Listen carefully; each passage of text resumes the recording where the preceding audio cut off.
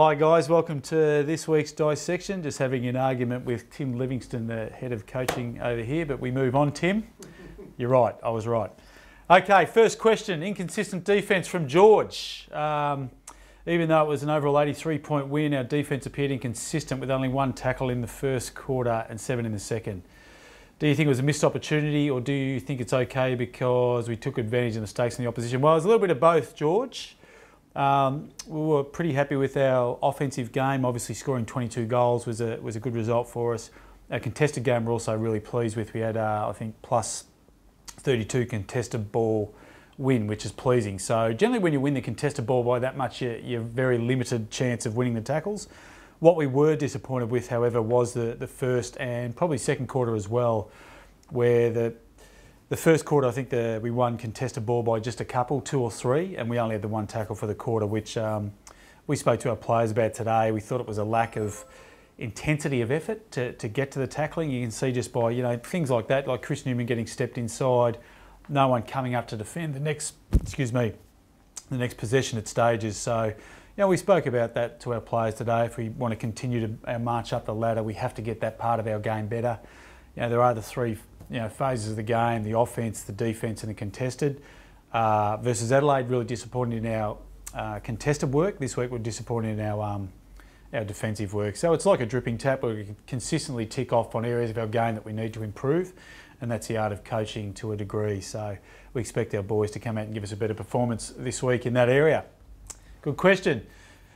Greg, we kicked 14-2 from set shots. Kicking the goals makes everyone's job easier. Have you been working with this or on this since the Fremantle game? Greg is actually our forwards coach, so he might have sent this one in. But look, funnily enough, there's no rhyme or reason why you kick poorly at various stages. I shouldn't say there are reasons. Sometimes you might get wider entries. For example, Freo do have a tendency to force sides wide. You will notice most sides kick more points than goals against Fremantle.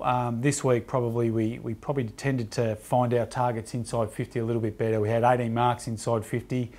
I think 57% of our entries landed inside the corridor as well, which is a pretty high amount, and then we get nice easy goals like this. So it's something that we're certainly working on with regard to how we can score better. We feel that's probably the one area that hasn't clicked this year at stages with regard to our relationship between our mids and forwards. So we're continuing to work on that.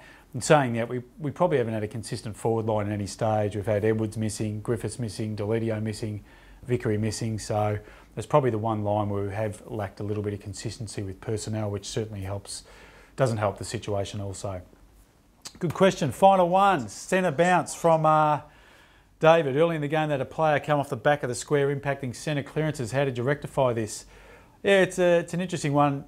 They generally at stages use Bennell in this role. Obviously is what we call an attacking player off the back of the square, but sometimes that frees up a player for us. We'll get that versus Collingwood this week. Varco will do that.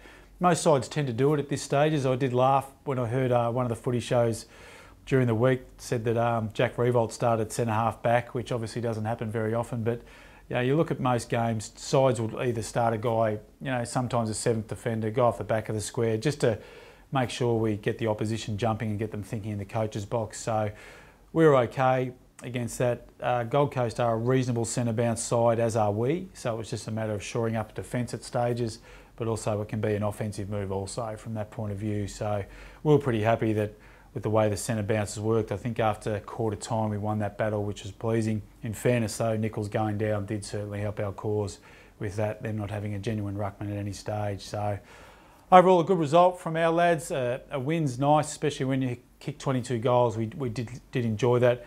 Going to be a huge test this week versus Collingwood. They are a very heavily contested ball and tackle side, so it's going to be an arm wrestle, one we're looking forward to, one that we know we can win if we play our best footy. So it's going to be a great challenge. So make sure you get there on Saturday afternoon to cheer on the Tigers. Okay, see you next week. Bye.